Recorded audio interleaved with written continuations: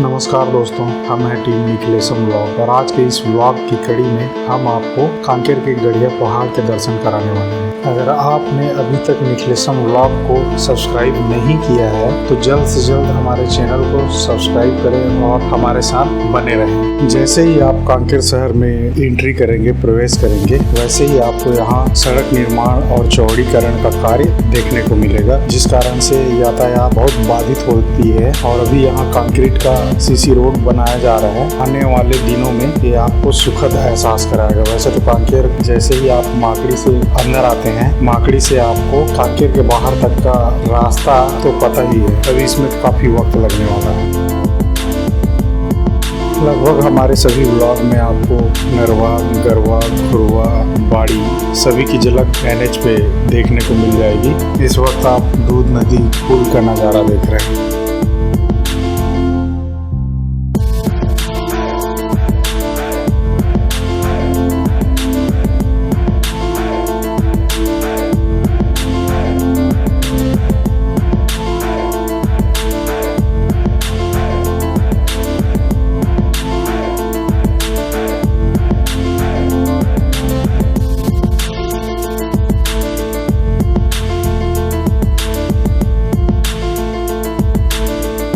दूध नदी के बाद होंडा शोरूम से थोड़ा आगे चैन स्वीट्स और new big boss men's parlour से आपको इस रास्ते में जाना है। इस रास्ते में जैसे ही आप कुछ दूर जाएंगे, आपको गड़िया पहाड़ का रास्ता बखूबी देखने को मिल जाएगा।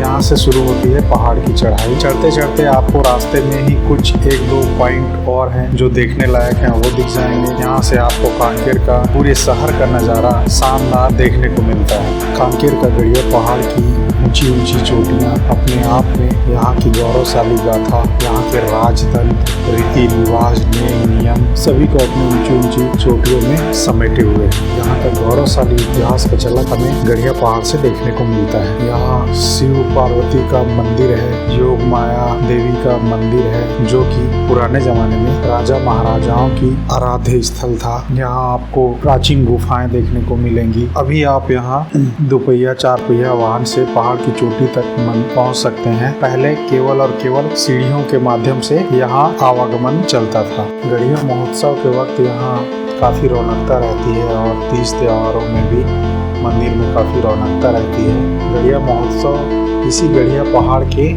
लिए ही किया जाता है। इसको सांस्कृतिक रूप से और पर्यटन के लिए सक्षम बनाने के लिए गड़िया महोत्सव का आयोजन किया जाता है। यहाँ मेला लगभग 1 सप्ताह से कुछ ज़्यादा दिनों का होता है और उस वक्त यहाँ की रौनकता देखते ही बनती है।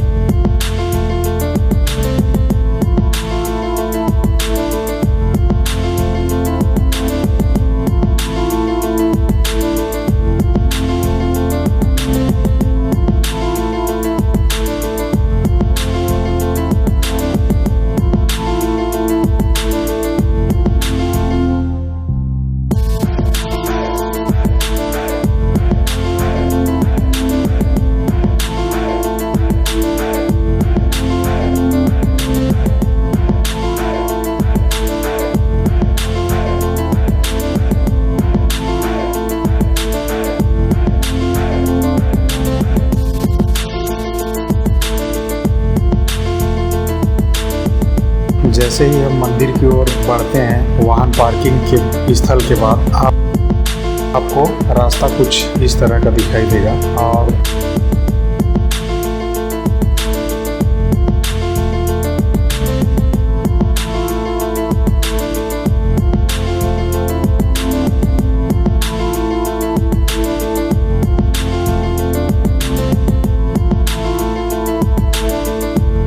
सबसे पहले आपको शिव मंदिर दिखाई देगा, जिसमें लगभग 1000 वर्ष पुरानी मूर्तियां विद्यमान हैं, जिनकी आज भी पूजा अर्चना सुचारू ढंग से की जाती है। यहाँ मंदिर में जीर्णोद्धार कार्य चालू है, आप वीडियो में देख सकते हैं। इसे और भी बृहद और बड़ा रूप दिया जाने वाला है। ये सब हो इससे पहले आप इसके मूल रूप में यहाँ आकर एक बार मंदिर के जरूर दर्शन कर लें।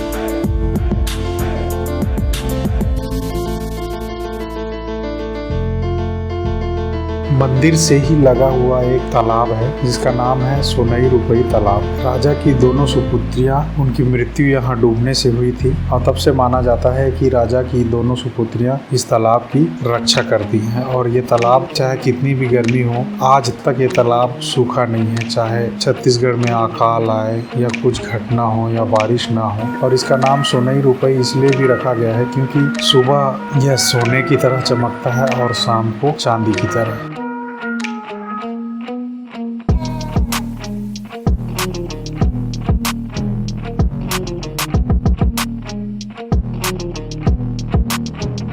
इसके बाद आगे चलने पर आपको ज्योति कक्ष दिखाई देगा। उससे थोड़ा और आगे चलेंगे तो आपको पगार गुफा, जो कि काफी प्राचीन गुफा है, देखने को मिलेगा। इसकी छत को देखने पर अनेक छुरी नुमा पत्थर लटकते दिखाई देते हैं। गुफा से निकलने के रास्ते बहुत सारे हैं जो भंडारी पारा तथा गढ़ पिछोड़ी की ओर निकलते हैं। गुफा के हाल में लगभग 500 लोग बैठ सकते हैं। चलिए चलते हैं इस गुफा के अंदर। रास्ता काफी सकरा है।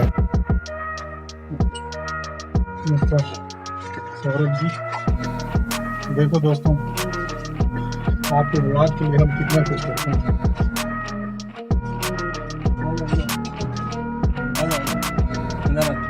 ये लो।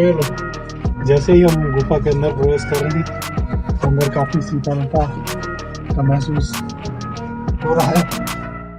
कपड़े तो आपके गंदे हो जाएंगे, इसके लिए आप चिंता ना करें। आइए चलिए, काफी नमी है, देख के आना पड़ेगा। आगे उजाला दिख रहा है हमको और कुछ जीव जंतु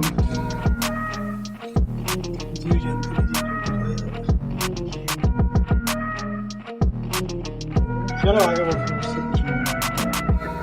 ना हम उसको परेशान करने लगे।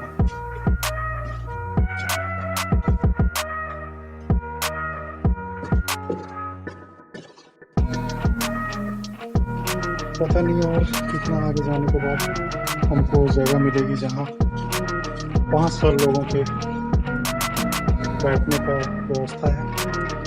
और यहाँ कई लोगों ने अपने नाम की मोहर लगा दी है। आप इनको असामाजिक तत्वों में गिन सकते हैं। आगे है रास्ता, चलिए।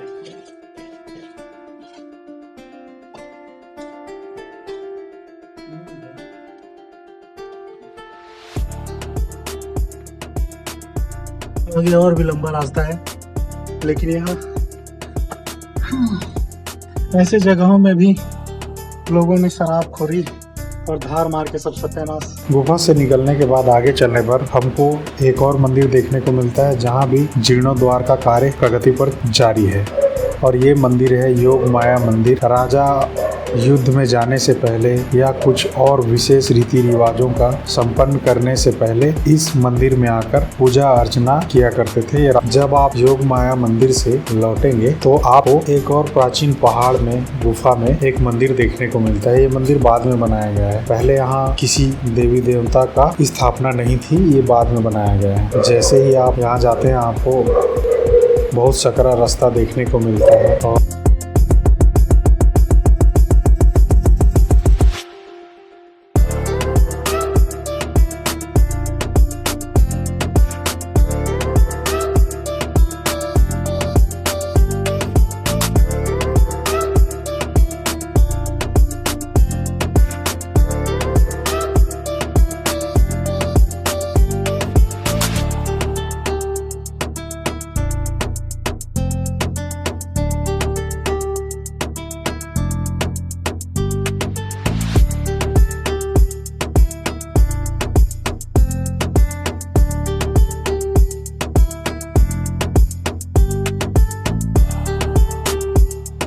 और यहाँ आने के दो रास्ते हैं। एक रास्ता ऊपर से है जहाँ से मैं आपको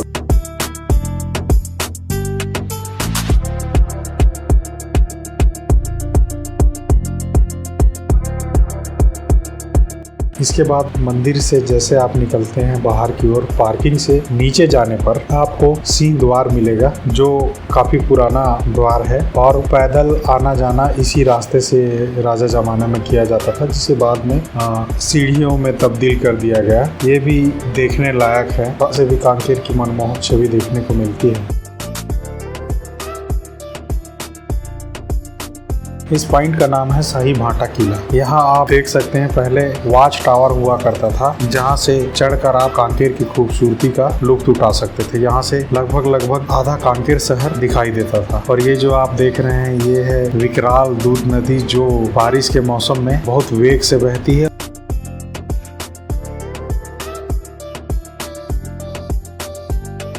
यहाँ पे आपको एक पॉइंट मिलेगा जहाँ से उस वक्त राजा महाराजा जिस किसी को भी मृत्यु दंड देते थे तो पहाड़ की इस चोटी से खेल दिया जाता था। लेकिन इसमें एक दिक्कत ये हुआ कि एक अपराधी को सजा देने के दौरान जब सिपाही उसे ढकेल रहे थे तो अपने साथ एक सिपाही को भी वो अपराधी खींच ले गया और दोनों की मृत्यु हो गई। इस घटना के बाद से जिस किसी को भी मृत्यु दंड की सजा दी जाती थी उसे बांस की सहायता से पहाड़ की चोटी से ढकेल दिया जाता था।